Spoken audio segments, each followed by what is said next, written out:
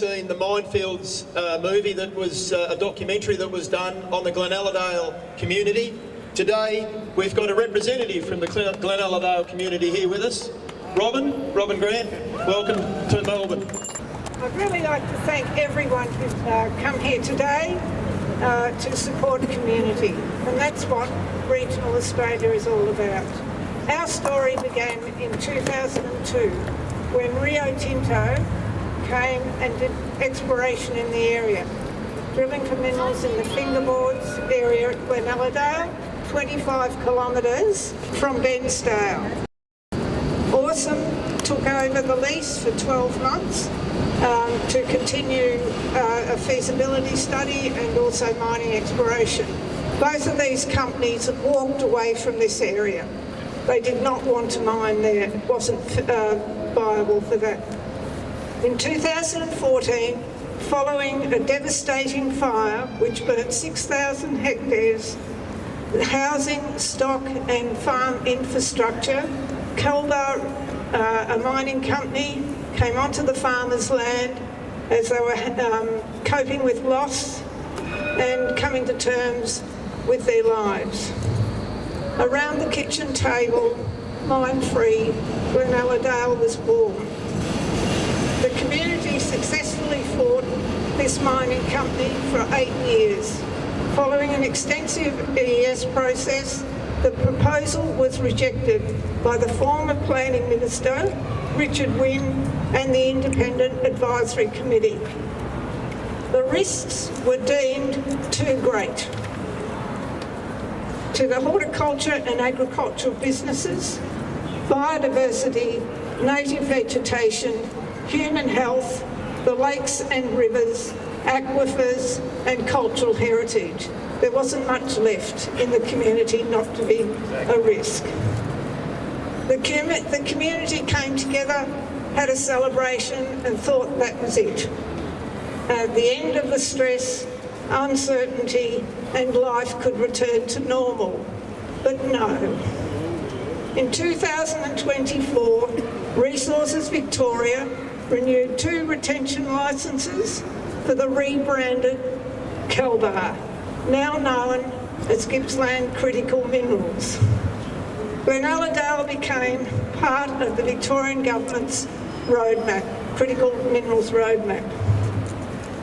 This was done without any consultation with a community that has spoken loudly over 11 years, or 8 years at that stage.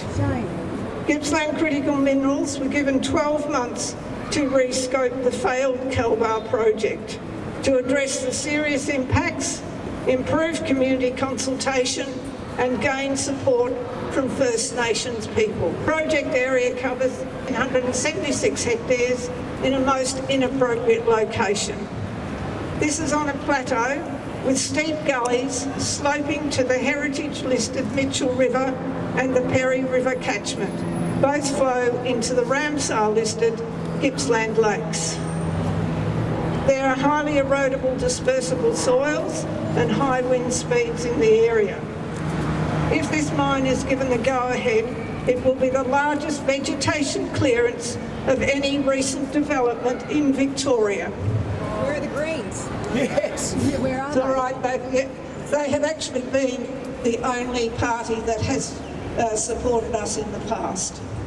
Endangered species and ecosystems and hundreds of ancient red gums which will be destroyed, as will the complex hydrology of the aquifers that sustain groundwater, dependent ecosystems and drought-proof farms in the area. They also recharge the rivers. Radioactive dust and contamination of water will compromise the economic base of East Gippsland, threatening many businesses. A consequence will be food security issues into the future. This area is a major food bowl in Victoria. It supplies local, interstate and export markets and is a major employer. Many ancillary industries in the area rely on this industry.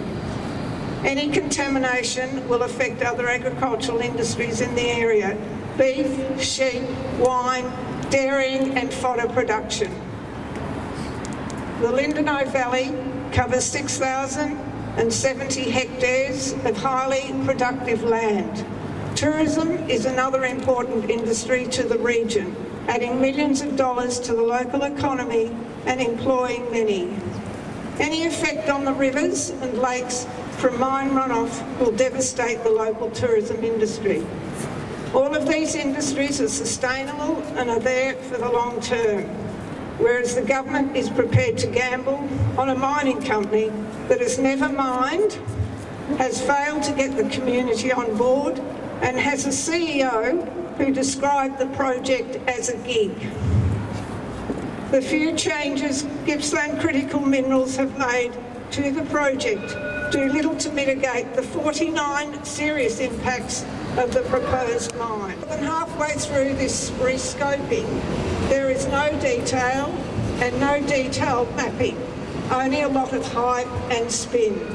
The CEO has actually a marketing background, so that explains it. Gippsland Critical Minerals have refused to hold a public meeting. They are scared of the community. Their drop-in sessions and webinars were poorly attended. The attendance figures were inflated by the mining company. And there has been little consultation with surrounding landholders outside the project area. These people will be affected. The community and First Nations people continue to strongly oppose the mine. 11 and a half years of fighting the mining company has taken a huge human toll on the community, with high stress levels, family breakups, and 2 suicide attempts. Very serious indeed. We now have the possibility of being involved in another EES process and many years of uncertainty. Government regulations are failing to protect communities. The government has said critical minerals will deliver jobs and regional growth. But how many jobs and industries will the mining of critical minerals destroy? Farmers must unite to protect their communities. Mine-free Glenaladale will continue to fight right to the end, and we will win.